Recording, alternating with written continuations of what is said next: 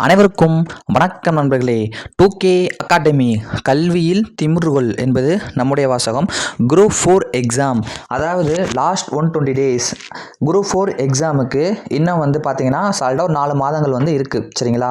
இந்த கடைசி 4 மாதங்கள் சரிங்களா, அதான் 140 நாட்களில் சொன்னோன்னா நான் என்ன பண்ணேன், எப்படி படித்தேன், என்னுடைய ஃபேமிலி சுச்சுவேஷன் என்ன, என்னுடைய பேக்ரவுண்ட் என்ன, அதெல்லாம் ஃபேஸ் பண்ணி நான் எப்படி படித்தேன், ஓவரால் தமிழ்நாட்டில் நான் எப்படி 49 ரேங்க் வாங்கினேன், அதற்கு உதவிய என்னுடைய ஸ்டடி மெத்தட் என்ன, என்னுடைய ப்ரிப்பரேஷன் ஸ்ட்ராட்டஜி என்ன, என்னுடைய மனநிலைமை என்ன, சரிங்களா, அதெல்லாம் இந்த வீடியோ முழுமையாக சொல்கிறேன். படித்த ஸ்ட்ராட்டஜி எல்லாமே இந்த வீடியோ முழுசாக சொல்கிறேன். நான் என்ன சொல்கிறேன்னு கேளுங்க. குரூப் 4 எக்ஸாமுக்கு கரெக்டான ஒரு 4 மாதங்கள் தான் இருக்குது. அப்போ இந்த 4 மாதங்கள் நான் எப்படி பண்ணனோ அதே போல் நீங்கள் பண்ணீங்க. உங்களுடைய மனநிலைமை, உங்களுடைய ஸ்டடி ஸ்ட்ராட்டஜி, உங்களோட ப்ரிப்பரேஷன் மெத்தட் வச்சுக்கிட்டிங்கன்னா கண்டிப்பாக உங்களாலையும் ஃபஸ்ட்டு 100 ரேங்க்குள்ளே வர முடியும்.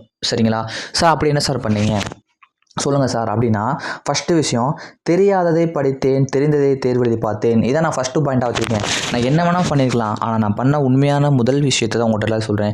எல்லோரும் இந்த விஷயத்தை சொல்ல மாட்டாங்க. எனக்கு இந்த 4 மாதம் தான் எக்ஸாமுக்கு இருக்குது. அப்போ 4 மாதம் இருக்குன்னா நான் எவ்வளவோ படிச்சுட்டேன். சரி, நிறையா படித்தேன். ஸோ எல்லாத்தையும் படித்ததை பூராமே நம்ம திரும்ப திரும்ப திரும்ப படித்தாலும் படிச்சுட்டே தான் இருக்கோம். நேரம் ஓய மாட்டுது. அப்போ நம்ம என்ன பண்ணலாம்?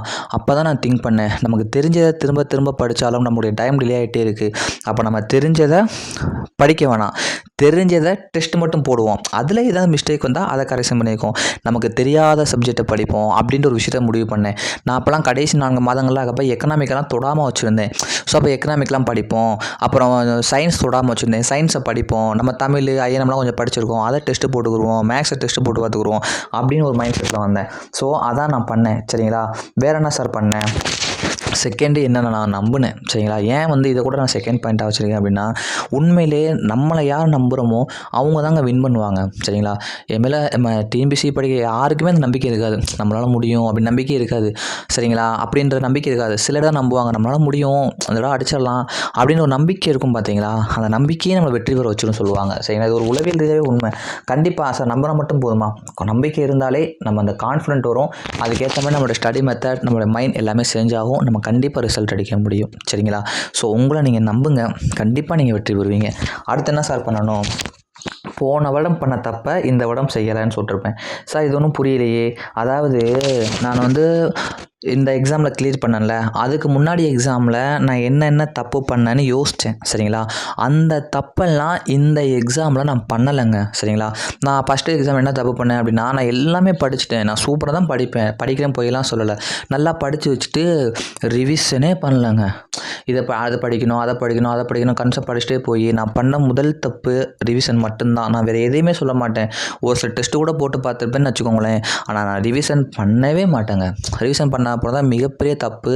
என்னுடைய வேலை மிஸ் ஆனதே ஒரு 5-6 மார்க்கில் மிஸ் ஆச்சு. ஃபஸ்ட் எக்ஸாமில் சொல்கிறேன்.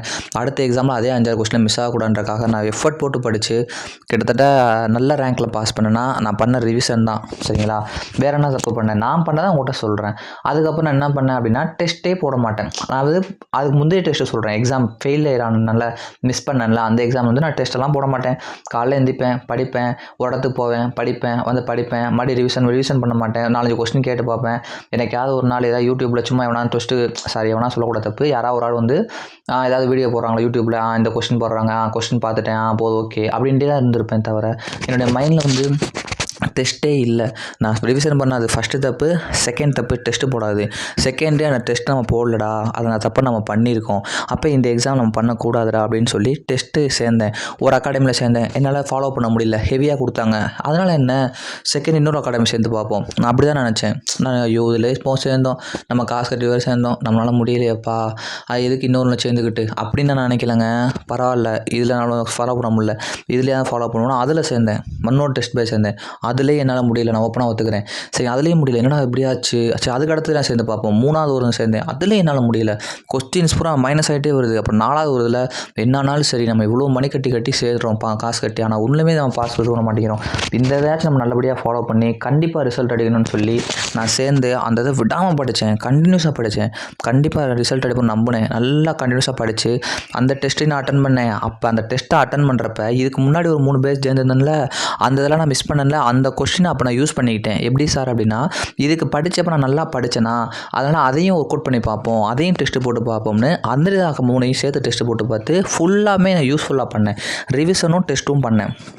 அப்புறம் நான் என்னால் முடியாது, நான் ஜெயிக்க முடியாது அப்படின்னு கவலைப்பட்டுட்டு இருப்பேன். அந்த கவலையெல்லாம் தூக்கி எறிஞ்சிட்டு நம்மளால் முடிஞ்ச அளவு படிப்போம், அந்த கடவுள் நமக்கு கொடுப்பான், நம்ம எஃபர்ட்டை மட்டும் போடுவோம், கண்டிப்பாக நம்மளால் வின் பண்ண முடியும் அப்படின்னு ஒரு மைண்ட் தாட்டில் வந்தேன். நான் படிச்சுட்டே இருந்தேன். அந்த கடவுள் எனக்கு வேலையை கொடுத்தான், நல்ல ரேங்கில் கொடுத்தான், நல்ல டிபார்ட்மெண்ட் கொடுத்தான். சரிங்களா? ஸோ அதுக்கப்புறம் என்ன சார் பண்ணிங்கன்னா, ஹெவி டெஸ்ட் தான் நான் பண்ணதுலேயே ஹெவி டெஸ்ட்டுங்க. சரிங்களா? டெஸ்ட்டு நான் நிறையா போட்டேங்க. டெஸ்ட்டு தான் நான் நிறையா போட்டு பார்த்தேன். ஏன்னா நான் போன எக்ஸாமில் பண்ண மிஸ்டேக்காக அதானே, அப்போ அதை நான் திருத்தணும் அப்படின்லாம் நிறையா போட்டு பார்த்தேன். சரிங்களா? அதுக்கப்புறம் ரிவிஷன். சரிங்களா? அதுக்கப்புறம் என்ன சொல்ல வரேன்னா, ரிவிஷன் நான் நல்லா பண்ணேன். அதுக்கு முந்தைய எக்ஸாம் நான் ரிவிஷனே பண்ண மாட்டேன்ட்டேன். இந்த எக்ஸாமில் ரிவிஷன் நிறையா பண்ணேன். ஒரு 3 நாளுக்கு ஒருக்க, 5 நாளுக்கு ஒருக்க நிறையா ரிவிஷன் நான் பண்ண ஆரம்பித்தேன். சரிங்களா? டெஸ்ட்டு கம்பல்சரி போட்டேன். அதை தான் திரும்ப போட்டிருப்பேன். Relaxation mind. இது என்ன சார் ஒன்றும் புரியலையே அப்படின்னா, என் மைண்டை நான் ரிலாக்ஸாக வச்சுக்கிட்டேன். அதுக்கு முந்தைய எக்ஸாம் நமக்கு வருமோ வராது, படிச்செல்லாம் மறந்து போச்சு, நம்ம என்ன செய்ய போகிறோமோ அப்படின்னு பதட்டப்பட்டுக்கிட்டே இருந்தேன். ஆனால் அந்த பதட்டத்தை தூக்கி போட்டுட்டு நமக்கு வருது வரல வேறு விஷயம், நம்ம எக்ஸாம் அப்ளை பண்ணிட்டோம், எக்ஸாமுக்கு 4 மாதம் தான் இருக்குது, நம்ம இந்த 4 மாதம் நமக்கு கிடச்சிருக்கு, நம்மளால் முடிஞ்ச எஃபர்ட்டை போடுவோம், வின் பண்ணால் சந்தோஷம், வின் பண்ண முடியலையா அதுக்கப்புறம் என்னென்னு யோசிச்சுக்கிடுவோம். ஆனால் அந்த எக்ஸாம் வர்றது உறுதியாயிடுச்சு, நம்ம அப்ளை பண்ணது உறுதியாயிடுச்சு, நம்ம எழுத போகிறது உறுதியாயிடுச்சு, நம்ம இருக்கோம் படிக்கணும் அப்படின்னு ஒரு மைண்ட் தாட் வந்துடுச்சு. நம்மளால் முடிஞ்ச எஃபர்ட்டை போடுவோம்னு சொல்லி இருந்துட்டு எதுக்காகவும் அது தெரியல இது தெரியலன்னு கவலைப்படக்கூடாது, வருத்தப்படக்கூடாது, பயப்படக்கூடாது, எதுவுமே இல்லை.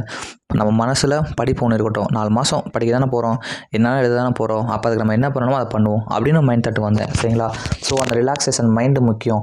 டிஎன்பிஎஸ்சி எக்ஸாமில் கிளியர் பண்ணுறதுக்கு ஸ்டடீஸ் மட்டும் கிடையாதுங்க, நம்முடைய மைண்ட் ரொம்ப முக்கியம். சரிங்களா? நீங்கள் எவ்வளோ நல்லா படித்தாலும் எதை கேட்டாலும் சொல்ல தெரிஞ்சாலும் ஓஎம்ஆர் ப்ராக்டிஸ் இல்லாட்டி உங்களால் டெஸ்ட்டு கிளியர் பண்ண முடியாது. சரிங்களா? ஸோ அதனால் அந்த மைண்டுன்றது ரொம்ப முக்கியம் சில விஷயங்களில். அதுக்கப்புறம் இம்பார்ட்டன்ட் பீக்குன்னு போட்டிருப்பேன். நான் என்ன பண்ணிட்டேன் அப்படின்னா, ப்ரீவியஸ் கொஸ்டினை கொஞ்ச நாள் படிக்காமல் தான் இருந்தேன். ஆனால் ப்ரீவியஸ் கொஸ்டின்லேருந்து கொஸ்டின் வரும்ன்றது எனக்கு அப்புறம் தான் தெரிஞ்சிச்சு. அப்போ நம்ம என்ன பண்ணணும்னா, ப்ரீவியஸ் கொஸ்டினுக்கு தனியாக புக்கெல்லாம் விற்றாங்க, அந்த புக்கையே வாங்கி வச்சு தமிழுக்கு 2012 இன்றைக்கி டில் டேட் வரைக்கும் ஒரு கொஸ்டின் விடாமல் அம்புட்டுமே மெமரி பண்ணேன். சரிங்களா? ஒரு ப்ரீவியஸ் கொஸ்டினும் மிஸ் பண்ணலை. அந்த ப்ரீவியஸ் கொஸ்டின் எனக்கு மிகப்பெரிய ஹெல்ப் பண்ணுச்சுன்னு நான் சொல்லுவேன். சரிங்களா? அந்த ப்ரீவியஸ் கொஸ்டின் தான் என்னைய ஒரு 5-6 கொஸ்டின் கூட போட ஹெல்ப் பண்ணி வீட்டுக்கு பக்கத்துலேயே வேலை எனக்கு. சரிங்களா? கடைக்கு ஹெல்ப் பண்ணால் அந்த ப்ரீவியஸ் கொஸ்டின் தான். ஜிகே இப்போ எக்ஸாம் இப்போ 2026னா லாஸ்ட் 1 or 2 இயர்ஸ் படித்தா போதும். ஆனால் தமிழ் 2012 படித்தேன். ஸோ இதெல்லாம் நான் பண்ணேங்க, என்னால் வின் பண்ண முடிஞ்சிச்சு. ஸோ நீங்களும் பண்ணுங்கள், கண்டிப்பாக வின் பண்ணுவீங்க. சரிங்களா? அடுத்த வீடியோக்குள்ளே மீட் பண்ணலாம். நல்ல ஒரு ஸ்டடி பிளானர் நான் அவங்க கொடுக்குறேன், நல்லபடியாக படிங்க. அதை ஸ்டடி பிளான் படி படித்து வந்தீங்கன்னா ஜெயிப்பீங்க. கண்டிப்பாக இன்னும் 2-3 நாளாக ஒரு ஸ்டடி பிளான் கொடுக்குறேன், அந்த அடிப்படையில் படிங்க, கண்டிப்பாக ஜெயிப்பீங்க. உங்களாலே முடியும், நம்புங்க உங்களை நீங்கள். தேங்க்யூ.